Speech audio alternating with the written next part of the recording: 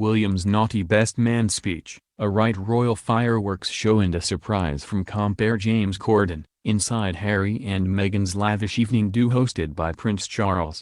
It was a star-studded occasion of extraordinary glamour that was hosted by Prince Charles, featured music from Sir Elton John and concluded with an impressive fireworks display outside the historic hall.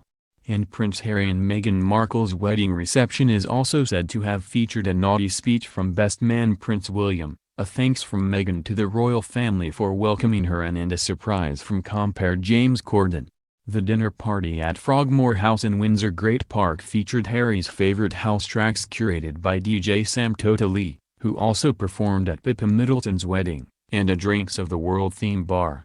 Also on the menu were candy floss and dirty burgers as midnight snacks, while one source reported a cocktail featuring ginger and rum was on the menu as a cheeky nod to Harry's red hair, named When Harry Met Meghan.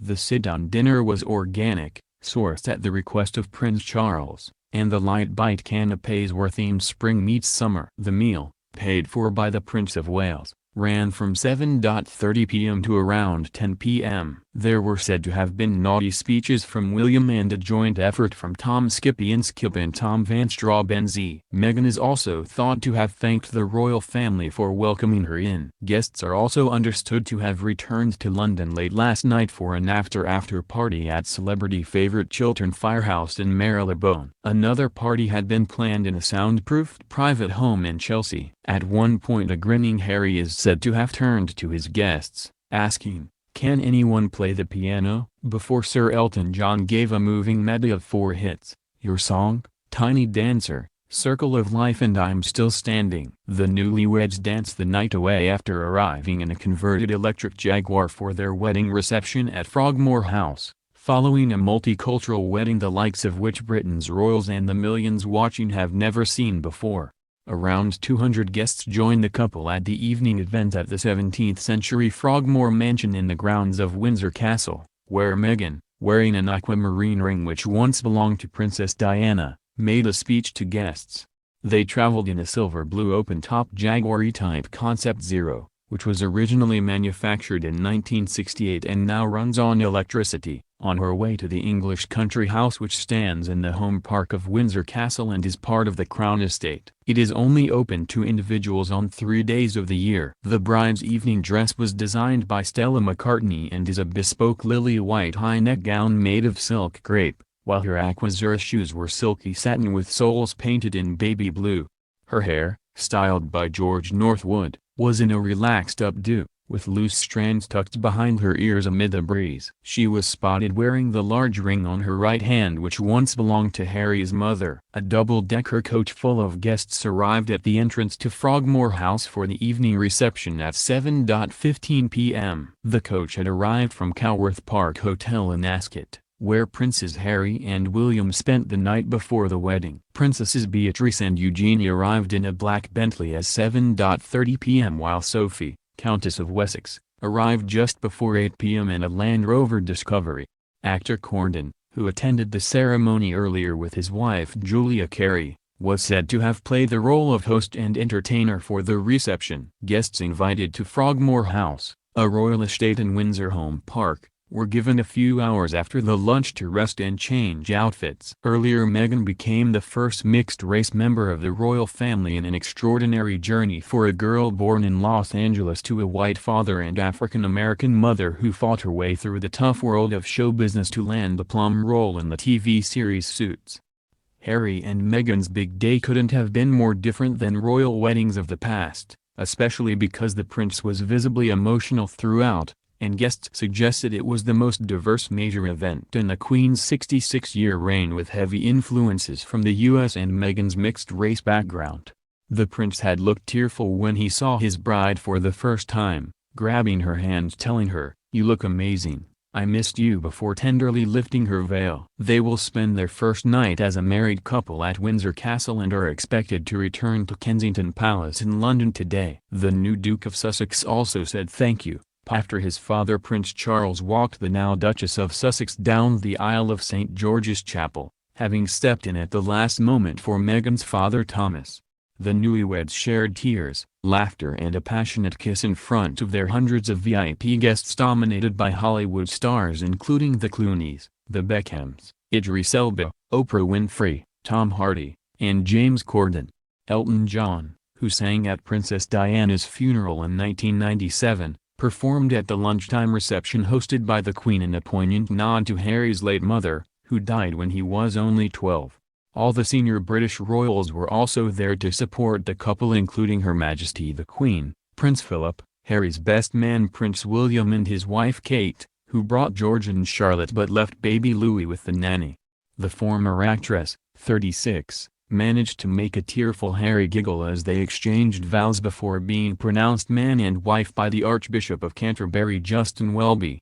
Despite being an Anglican church service, it had a distinctly American feel, with a U.S. bishop delivering a passionate address that appeared to make some royals snigger and a gospel choir filling the chapel with music from Ben E. King and Etta James. But there was also much of the great British pageantry that royal fans around the world love, all set in the fairy tale surroundings of Windsor Castle on a stunning May spring day. Meghan chose acclaimed British designer, Claire Waite-Keller, the first female artistic director at the historic French fashion house Givenchy, to design her dress. She also wore a Queen Mary diamond bandeau tiara, loaned to her by the Queen. On the steps of the chapel, Meghan asked her new husband discreetly, "Do we kiss?" And Harry whispered "yeah" before passionately planting one on her lips. Outside St. George's Chapel, more than 100,000 fevered well-wishers gathered in glorious British sunshine and cheered the couple as they started their new married life in the Grand Ascot Landau carriage. Meghan waved and smiled to the crowds and said wow to her new husband while, in his inimitable style, he said back, "I'm ready for a drink now." As the newlyweds were swept through Windsor greeting huge crowds waving Union flags, the VIP guests were taken up to the castle for a lavish lunch and drinks hosted by the Queen. Guests praised the relaxed atmosphere and diverse feel. Sarah Ferguson, ex-wife of Prince Andrew, said, "I have had a lovely day and it is wonderful to see so many people out for this lovely occasion." The newlyweds had emerged from St. George's Chapel to loud cheers from the crowd yesterday afternoon. Stopping at the top of the stone steps, the pair shared a kiss to the delight of onlookers. The couple were waved off and watched by members of the royal family as they left in an open-top Ascot Landau for a carriage procession through Windsor. Prince George and Princess Charlotte, the oldest children of the Duke and Duchess of Cambridge, did not follow Harry and Meghan as they made their way back up the aisle. Instead, the youngsters held their parents' hands as they made their way out of the chapel. Mike Tindall was seen rubbing heavily pregnant wife Zara's bump as the congregation waited for Harry and Meghan to sign their register. Mr. and Mrs. Tindall are expecting their second child. Few things illustrated the disparate cultural beginnings of bride and groom better than the religious figures who appeared at their wedding.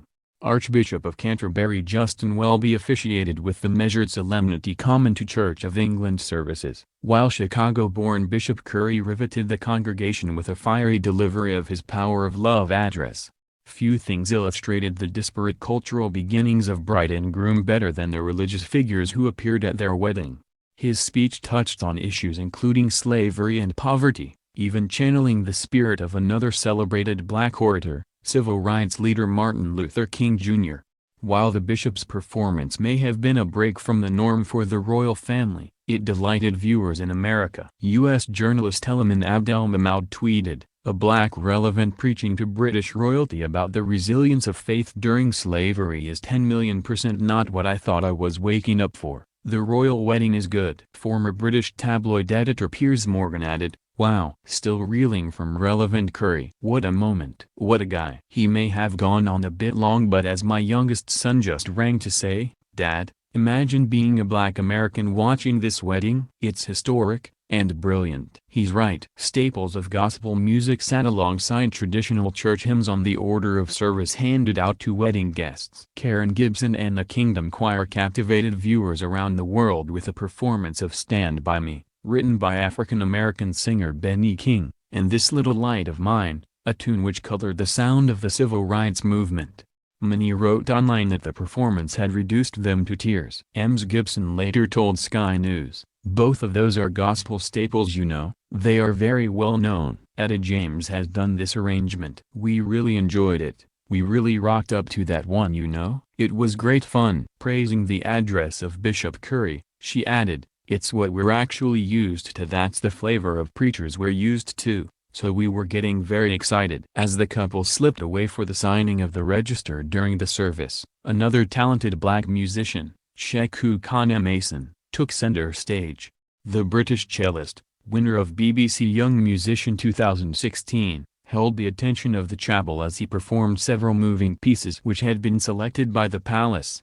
The 19-year-old later told the broadcaster, "It's such an honor and it's something that you could never expect. I still don't quite believe it, so it's just an amazing experience."